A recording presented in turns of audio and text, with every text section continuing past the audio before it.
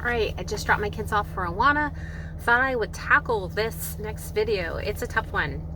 5 of my most traumatic life events in order, and trying to do this under 10 minutes. I have an incredibly good memory, so I remember everything that has happened since,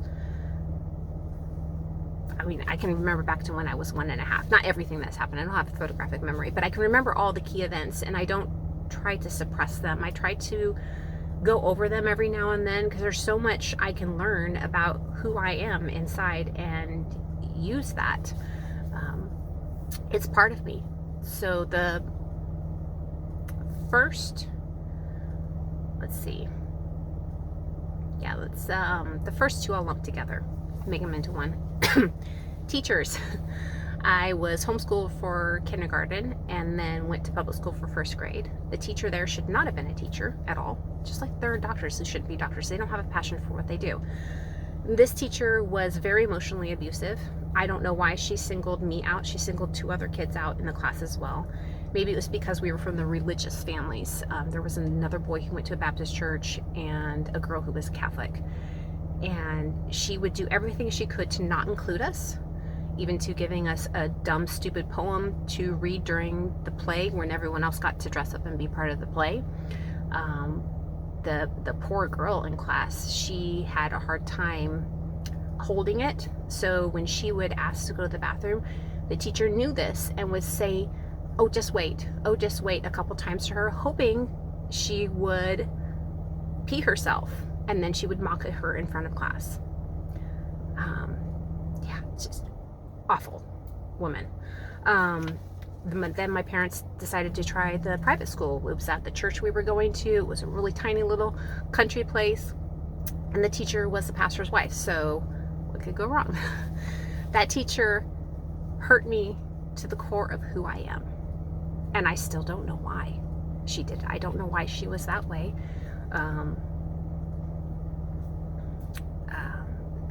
I'll tell one story, but all the stories were very similar. I loved animals. I was crazy about animals. Anytime I could get around one, just had to touch it, hold it. My parents wouldn't let me have pets, allergies, and they didn't want to deal with it. So if I even caught a little cricket, it's like, how long can I hold it and enjoy this little life until someone tells me to come inside and put it down? And there was a goldfish tank at one point, and I loved to watch those goldfish. There was one in particular that was my favorite, this little bright orange one. And one day the tank was gone, and so I asked the teacher, and she said, well, there were a couple that were sick, and she wouldn't say any more than that. So I just had this feeling, and at recess time I went out and I started, instead of going to the playground, I started searching, and I found them. She had decided how best to deal with that was to dump the entire tank on the ground and let them die there. It broke my heart. I was horrified, and I remember crying over those dead fish and her coming out and finding me and yelling at me and being angry. And I don't remember what she said, but every other instance was like that. And I wasn't going to stop. Anytime there was a chance to fight for an animal, fight for justice, I was there, and I was gonna bite and claw my way to save them if I could, and I always got in trouble. And it was a very unsafe place, and it suppressed who I was. It became a very angry person. And I would lash out a lot because of that, because I didn't feel heard. And I didn't feel valued, and who I was just wasn't valued. Was there until 5th grade, and my mom realized what was happening to some degree and pulled me out and homeschooled me the rest of the way. In my teenage years, I am the oldest, and then there's my brother, 2.5 years younger, and then my parents didn't have kids for a long time, and they decided to have kids, and I'm so glad they did. I have the most awesome siblings. The first one was a girl, and when she was 2.5, she drowned, and I was there. And I don't know what else there is to say about that, other than the fact that wasn't prepared for it. You're prepared for extended family to pass away because they're getting up there in years, but not someone who is young and healthy. I know that I'm going to see her again someday in heaven, and at least I have that. Am I angry that I missed out on all these years of knowing who she is and growing up with her and all those experiences never happened? Yeah. And I don't know the reason, and I won't know until I see her again, but at least I'm going to see her again. Let me plug this in. My phone is being weird. The next thing would be when I was in college. I went to an ultra conservative, legalistic college. I didn't know. My parents didn't really know either. We chose it for the education. The education was absolutely phenomenal. But the culture was very Pharisee-like, and the popular kids, how they were popular is they were popular with the staff.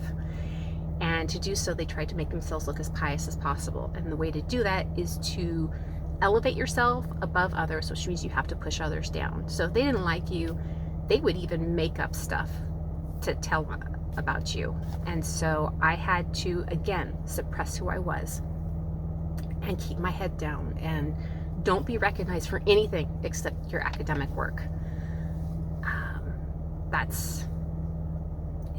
So it took me years to even figure out. And 4 years of that, I was determined and stubborn, but you can't go 4 years like that and not lose who you are. I was so far buried down. I didn't even realize it for a long time, and then started working my way out. And to this day, I say the best thing that I got out of college, by far, was my husband. I couldn't give a hoot about my degree. Doesn't really mean much. To go through that, hopefully I will be able to help others from what happened to me, and that'll make it worth it. And then next, I did bring my water this time. The next would be a little dog named Minnie. I was working as a veterinary technician for 15 years, was lead technician of a few hospitals, and one of them I decided to try corporate. Never do that. I would recommend never do that. Do independent own. This one was joined up with a pet store. Don't recommend either. When we had downtime, they suggested you go into the store and find somebody to help. Don't know why.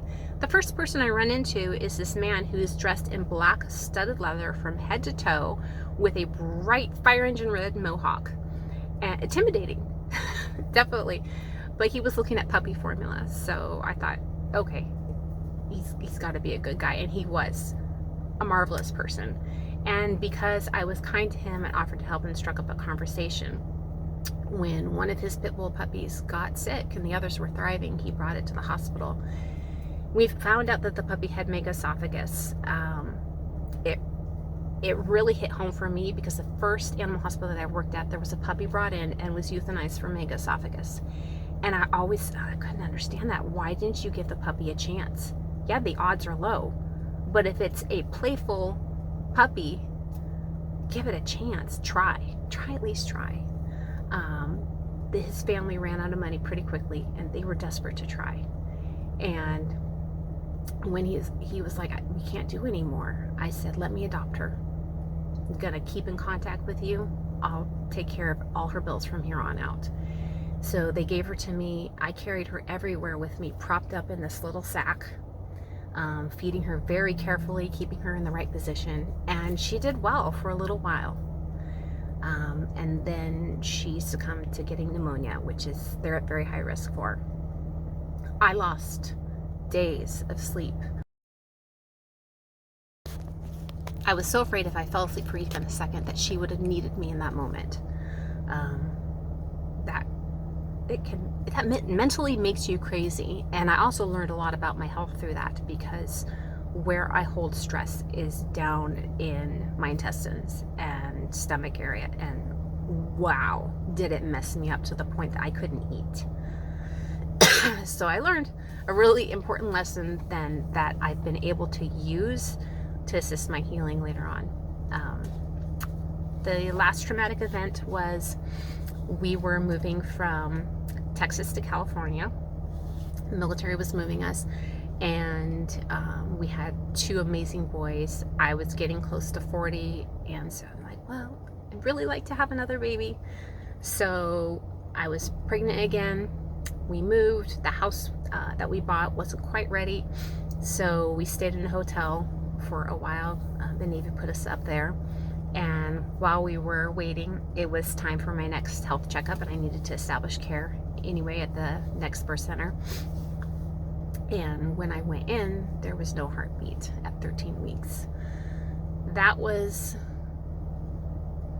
very, very hard to go through, but I am so glad that I reached out and told people, because if I hadn't,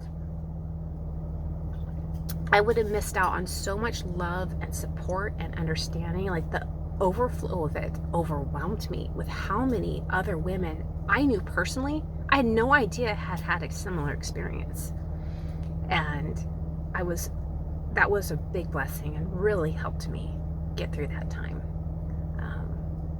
So I don't recommend keeping quiet about things like that, because there's so many women out there who understand and can help, and of course wanted still to have a child, so I did everything I can. Okay, let's hurry up, let's get my body back to the point where it wants to be pregnant again. And before, I'd given myself 2-year buffer zone to get around then. I was like, hurry want to have a kid that's close to the other kids in age so that they can relate. And so I worked really hard nutritionally to get my hormones back into just the right balance, and we have. And that last pregnancy was the best ever, healthiest baby ever. Not that my other 2 weren't healthy. They are just, he just glows. He's so healthy, and raw vegan baby. And so yeah, those are the 5 that make me who I am.